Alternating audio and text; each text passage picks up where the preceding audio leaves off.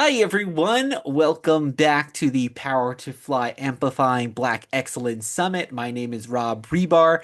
I am the Director of Events and Marketing at Power to Fly, and I'm super excited to bring to you this next chat. It is Leading with Authenticity, and it's a conversation with Jaymes Black, the CEO of the Trevor Project, an organization we really love here at Power to Fly.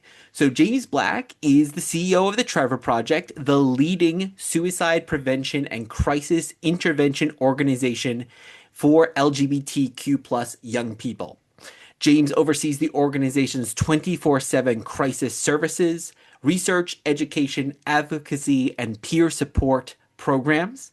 They are the Trevor Project's first Black non-binary lesbian CEO, and Jaymes is an accomplished, empathetic senior leader with more than 20 years of experience managing high performing teams at scale. Their expertise blends nonprofit and corporate competencies spanning businesses and community leadership, LGBTQ plus advocacy and coalition building, fundraising strategy and innovation, large budget oversight and financial acumen, call center operations, user experience, and so much more. Jaymes, super excited to welcome you here to Power to Fly. Hi, Rob. Thanks for having me. Excited to be here. Of course. Thank you so much. So, as I mentioned, you are making history as the first Black and first non binary CEO of the Trevor Project. So, how has your personal journey shaped the way that you are approaching leadership at this super important organization today? Well, the mission is deeply personal, and I believe that I was called to do this work, that I was called to do this job in particular. And my journey is one of pain, it's one of pride, but it's also one of joy and resilience. And I bring all of those experiences to my work and how I lead. I view my work from multiple lenses or multiple life experiences. I approach my work from the lens of the weird Black girl who cannot find acceptance in my own community or at school. I approach this work as a youth who self-harmed for many years, Mm. from youth onto adulthood. I wanted to take my own life many times, so I understand that experience. I bring that to my leadership approach. I approach this work as the kid who was bullied for being gay before I ever understood my identity. I was Mhm. being bullied for that. And I approach this work as an African American from South Texas whose family was deeply touched, or affected rather, by mental health challenges, but we never talked about them. And I also approach this work as a parent. And each of these experiences shaped the way that I lead. It shapes my deep commitment to this mission. It shapes my deep desire to protect all of my communities, every single community that I represent. Yeah, we talk so much here about the intersectionality. And of course, this being the Amplified Black Excellence Summit, a lot of that is at the forefront in the talks that we are having today. But I love that you're mentioning, whether it's being a parent, whether it's being an LGBTQ person, there are all these different identities. And while I don't necessarily have a lot of those in my own background. Certainly, the idea of being, hey, why are all these kids bullying me? I don't understand. Like, and then only realizing years later, oh, it's because they knew I was gay before I knew I was gay. Isn't I it certainly interesting had that how they experience. knew Hmm. what we didn't know, what we didn't see? And I know that I'm just like you. I'm not the only youth who had that type of experience and who Hmm. still experiences that type of bullying. So yeah, it's interesting. It's something again that I understand that I bring to this work. Well, that leads perfectly into the next question I had for you, which is that LGBTQ youth face really these unprecedented challenges right now. Of course, a lot of stuff we don't even need to talk about because everyone realizes what's happening. So, how is the Trevor Project adapting to meet their evolving needs? And what role does representation at the top with you play in that work? Well, I want to put things in perspective first. Hmm. So suicide is the second leading cause of death among young people. LGBTQ plus young people are more than 3 times as likely to attempt suicide. This is a public health crisis. Now, specific to Black youth, our research shows that Black LGBTQ plus young people are at a higher risk for poor mental health outcomes like anxiety, depression, and suicide. Despite Black LGBTQ plus youth having similar rates of mental health disparities to all LGBTQ plus youth, they are significantly less likely to receive professional care. So I want to set the stage there so everyone understands what we're approaching, what we're dealing with. And representation at the top is critical. And I hope that I can act as a possibility model for young Mm. LGBTQ plus Black and Brown youth. I hope that I can demonstrate that someone in my role who looks like them is fighting for them. I hope that I can offer some semblance of assurance that I understand their experiences, that someone understands their experiences. And it's my job to ensure, when you talk about adapting and evolving needs, it's my job to ensure that equity and inclusion is not just an HR initiative at Trevor, it's not just an internal focus, but it's fundamental to our outreach. It's fundamental to who we need to reach. And it's not about just representation, that matters, but the bottom line is that we cannot end suicide among LGBTQ plus young people without centering the most marginalized. Mm-hmm. And this is as I mentioned, it's a public health crisis that demands systemic solutions. And so representation at the top, particularly someone who holds the identities that I hold, it's a must because we must start at the most marginalized. And so we are continuing to understand who are we reaching today and who have we yet to reach. I love that. I think that is such a great motto for any company kind of doing anything or any organization. It's like figuring out who are you actually reaching now, but who is falling behind or who is falling within the cracks of that, I think is Absolutely. something that whether you're a not-for-profit or whether you're a corporate entity really need to do that work and see there. And Absolutely. you've led in both those spheres. You've led in the corporate world, you've led in the nonprofit world. So are there specific lessons that you are taking from your corporate work and bringing to Trevor? And then likewise, I would say if you were to ever go back to the corporate world or anyone who's listening who might be from nonprofit who's making that leap, are there lessons that you could take in the other direction? Mm. So I started my career as a call center analyst, Mm, answering phones in a large call center. I have more than 2 decades of expertise across corporate and nonprofit sectors. So, my career journey was like this. I went from a call center analyst in Dallas to a CEO of a globally recognized organization, and sometimes that still blows my mind yeah. that I'm living my dreams out. But the lessons that I would impart to folks listening, this is what I learned in corporate America: resilience and adaptability. That Hmm. ability to pivot quickly when circumstances change. Certainly a tool that we need this day and age. I learned innovation. When conventional approaches hit barriers, you have to get creative. And I learned how to make hard decisions and make those decisions quickly. Those are tools that are transferable from corporate America to the nonprofit world. And I use that in my job day in and day out as a nonprofit CEO. From a nonprofit perspective, I've learned many lessons. I learned the true power of community and Hmm. the power of authenticity. Rob, I did not come out as non-binary. I did not change my name until I moved to the nonprofit sector. This is something that I would not have not been able to do in corporate America. And that is because this community around me in the nonprofit world, where community is so critical to how we do work and how we survive and thrive, that I felt so comfortable around this community that I could be my authentic self. Um, this and this notion of being authentic and being able to be yourself in nonprofits is not just lip service; it's a part of the DNA of the organization.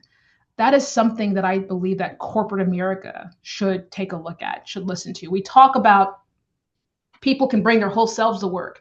You can be authentic. We accept everyone. But typically, it's not the case. It's not ingrained in the practices and the beliefs and the DNA of the organization. It is in a nonprofit world. And I understood how important it is. What if there's a person in corporate who wants to come out as trans or non-binary and cannot, because they believe that they won't be safe and they believe that it's only lip service? That was me. I wore a bracelet with the name Jaymes hidden for many years Hmm. in corporate America because I knew that's who I was, but I was not comfortable coming out. So that power of authenticity, community, building community so people feel seen. That's so important. And that is a lesson that if I ever went back to corporate America, I would bring that lesson with me because it's so important. And it creates a better experience for employees and a stronger workforce. hmm I came also originally from a nonprofit background, and one thing I love, I think, is that idea of the mission statement that no matter what else happens, you could always go back to what is that mission that we are attempting to do, and am I living up to that? And I Mm-hmm. think I would love to see more companies have their own mission statement, Absolutely. whether for their work out in the world or for their internal work as well. Absolutely. Absolutely. And that's something that grounds us day in and day hmm out. Yeah. Is And the you mission. talked a lot there about authenticity, and this Mhm. is, I know, a core theme of your leadership. So, how do you at Trevor foster a culture where team members feel empowered to bring their full selves to work? And I'd also throw in something else I was just thinking about, feedback, because that's such a core part of bringing yourself. And sometimes it's so hard to give that feedback, especially up the ladder. So I'm curious, how are you fostering that culture of authenticity and getting the feedback, doing that work to continue to strive and move forward? Yeah, absolutely. First, I'll say that when I think about authenticity, I think about my entire career and when times when I could not be my authentic self and how that translated into the type of leader that I was in the moment. And today, I no longer hide who I am. I no longer have to hide who I am. I'm very clear about who I am and what I stand for.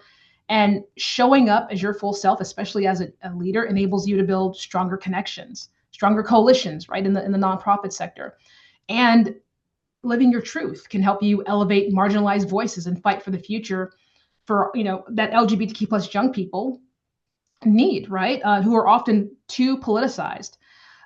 I celebrate my multitudes. I celebrate that I'm a Mhm. Black queer leader, a wife, a parent, non-binary, lesbian, tattooed, pierced, love hard rock, rap, business leader. I celebrate. I don't hide those aspects of me, and I ensure that that employees can see that I am proud of those multitudes.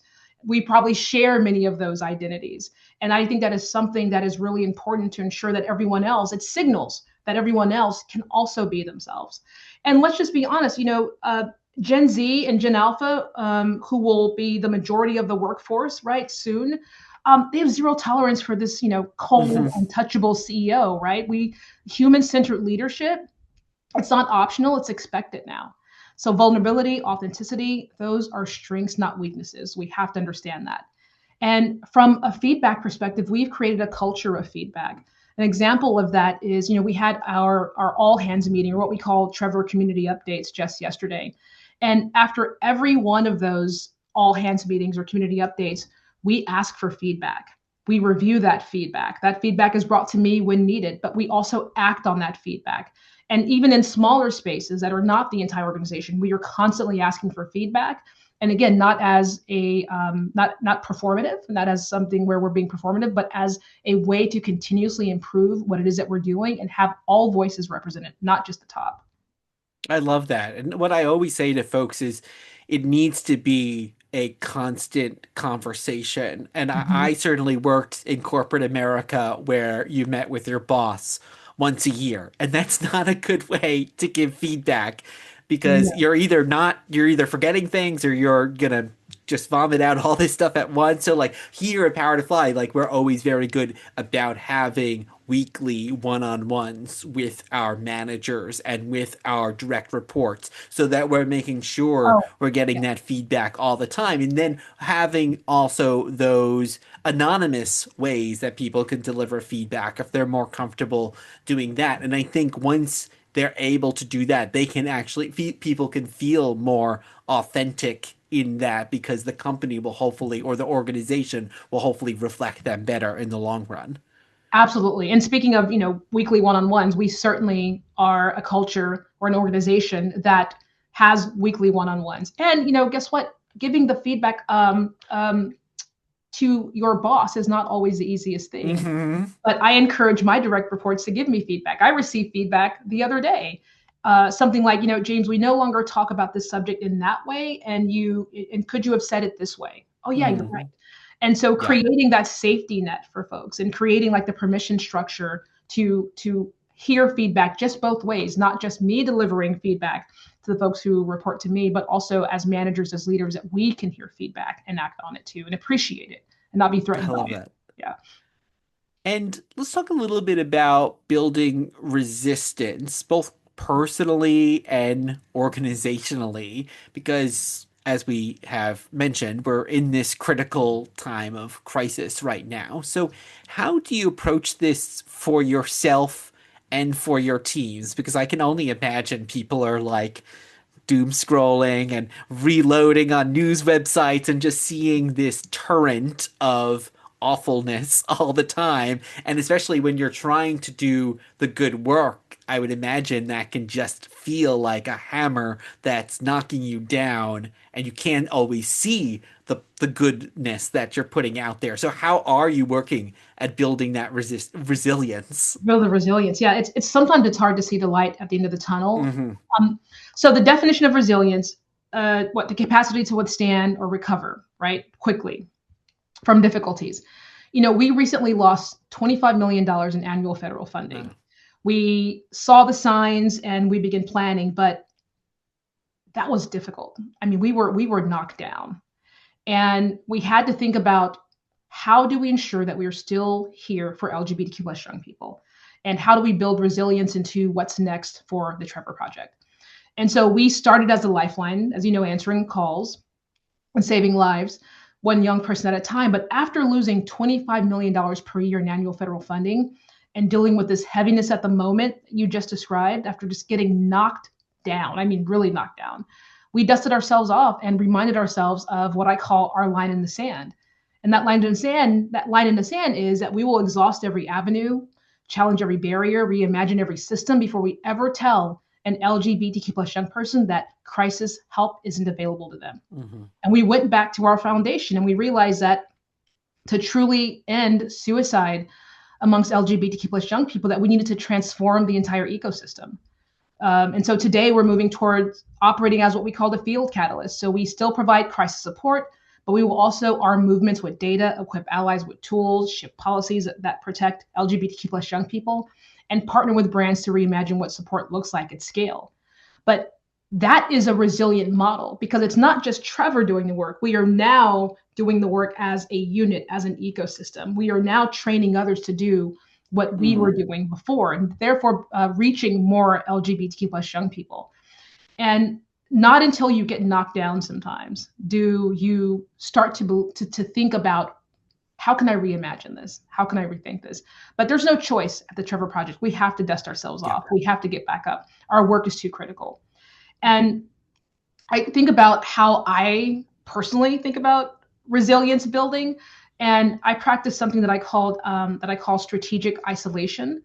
And I need strategic isolation to recover because the world is noisy, and if you're not careful, that noise will hijack your decision making. And the stakes are very high in my position and at the Trevor Project, especially when people's livelihoods and lives are on the line. I need space to think clearly. So my resilience practice, my one of my mindful practices, is to strategically isolate myself from the news, from the media, from the doom scrolling that you mentioned, very intentionally. Not forgetting that it exists, but also understanding that I need to disconnect sometimes. Hmm. That's what I try to do. I'll say maybe I'll look at it here, and then I'm not going to look at it any other time. It'll still be out there when I return to it. And I love what you also said because I think it goes back to what we were just talking about of mission being so core. And it sounds like what Trevor Project has done at this very difficult time is go back to your mission of we are out to save the lives of kids. How can we do that no matter how we have to do that? And I think that is so key that whether, of course, you all are doing such great work, but even if you have another company or organization, I think idea of returning to what is fundamental about you Mhm. is so key. Absolutely, absolutely. We call it going back to our roots, Well, going back yeah. to our roots. And we need to create a crisis hotline model that can never be taken away from our youth by the stroke of a pen. Hmm. And many youth today are obviously struggling identity, acceptance, mental health. My husband is a middle school principal, so I hear about it a lot. I'm always grateful that I didn't grow up in the era of social media necessarily Can that you folks imagine? are experiencing now. I cannot, no, I had to deal with written notes, but that's a lot easier to, tear it Hmm. up, throw it away. But how does your own life experience, and you talked about some of the own challenges that you had, inform the programs and initiatives at Trevor? Yeah. Because of who I am, my perspective on, as I mentioned earlier, who we serve and who we have yet to serve is a constant theme in our programming conversations. I often think about my hometown, Robstown, Texas, and the surrounding area. And I remember what it felt like to be a young Black LGBTQ plus person growing up in that rural area in South Texas, trying to figure myself out. I did not have a support system. I did not have supportive adults. I did not have a network of peers that I could depend on. Of course, I didn't have the Trevor Project, and it was completely and utterly isolating. I remember my Spanish speaking peers in that area who were queer and the support systems that they lacked. Kids like me and like my peers still live in that area. They still live across the country. And so when you're a young person who didn't fit anywhere, labeled again, like I said, too weird or too boyish, not feminine enough, simply just, I was just told I was not enough. And then battling with my mental health, experiencing panic attacks from the age of 9, that child is reflected in so many of our young people today who are desperately seeking acceptance and understanding. So when I think about our programming, I think about that experience. I think about how that reflects the thousands and thousands of LGBTQ plus young people in this country who are dealing with the same experiences and they need our help. That Mhm. is why Trevor reaching every corner of the US is vitally important, especially those rural areas and areas where access and equity are more difficult. Yeah, as someone who lives in New York, and I think that's something that we can often take for granted is like there are these resources that we can tap into, but as you said, there's many places where you can't just walk down and find a mentor. You need a resource that is has the reach of the Trevor Project and other organizations. So Absolutely. And I love that. we need to reach those young people who are in those areas. And that is Hmm. another focus of ours as we reinvent ourselves, as we bounce back. Speaking of resilience, we need to ensure that we are reaching every single youth that needs us because in this moment, it is hard. And it's Yes. especially hard for marginalized folks in rural areas. Yeah, yeah, and we you talked a bit. We talked a bit about this before, the idea of representation, Mhm. and that you are this, groundbreaking leader now at Trevor Project. But what advice would you give for emerging leaders from underrepresented communities, whether that's Black, whether that's LGBTQ, that are seeking to make that impact at the highest level? There's a place for you. Find your people and find the places that will accept you because there are places who will accept you for who you are. But we first, and this is a lesson that I had to learn the hard way, you first must accept yourself and believe in you or no one else will. And I know that's hard and it's difficult, but it's necessary. Find people who will mentor you. I asked for mentorships left and right when I was an emerging leader. I had to be bold. I had to find my why. And then I could express that why to the leaders who had already made it where I wanted to be, where I wanted to go, and asking those folks to please, can you take a little bit of your time to mentor me because of this? Here's my why. Here's why I want to be a leader. Here's why I'm interested in leadership and what it means to me. Do visioning exercises to give yourself goals to strive for. I'm a huge vision board fan. I do lots of visioning, even still today. But someone who didn't see myself in leadership as someone who did not have a possibility model, the only possibilities that I have were on a page that I was writing down. That's how I saw what was possible for me. And then I would also say empower your teams and your colleagues with human centered leadership. We need more human centered leadership. We are shifting the way that I think leaders need to operate and the way that our employees are expecting us to operate. The old models are antiquated now. And as a leader who is emerging, you need to think about, how do I center the humanness of the people that I want to lead. I love that. And I always say to folks, find a mentor that represents you, that's part of your identity group, but then also find a mentor outside of that. Our co-founder, Absolutely. Catherine, always says, folks come to her all the time saying, "Oh, can you mentor my daughter?" And she says, "Well, I'll mentor your daughter, but I also want to mentor your son." And like, I want to find those different connections. So I love that all this kind of amazing representation. And then looking ahead, so what, as we kind of start to wrap up our conversation here, Jaymes, what is your vision for the Trevor Project, and how can the broader community, everyone listening now, help support LGBTQ youth in a meaningful way? Yeah. Our long-term vision is to build a world where we are no longer needed, where Mm, every LGBTQ plus young person is loved and accepted for who they are. But first, we have to address that there are more than 1.8 million LGBTQ plus young people who seriously consider suicide each year in the United States alone. And we only serve a fraction of those youth who need our help. So if you would like to get involved, visit us at trevorproject.org. We're looking for supporters, for partners, for community leaders, for donors, and for practicum students for a volunteer program. And if you are in a position of power or a policymaker, please connect with us. And if you are an adult who interacts with LGBTQ plus youth, please check out our resources at trevorproject.org and help us create the world where an organization like Trevor is no longer needed. We've always I said we've love done that. our work when we can close our doors, but we are a long way from that. And there's a lot of work Yes. that we must do.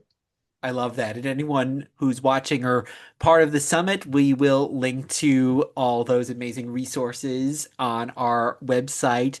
Jaymes, thank you so much. And Thank you for before I having let me. you go, any other way that folks can connect with you or the Trevor Project and find out more? I know you just listed some things there, but if they want to take another step, is there anything else that you would suggest to them?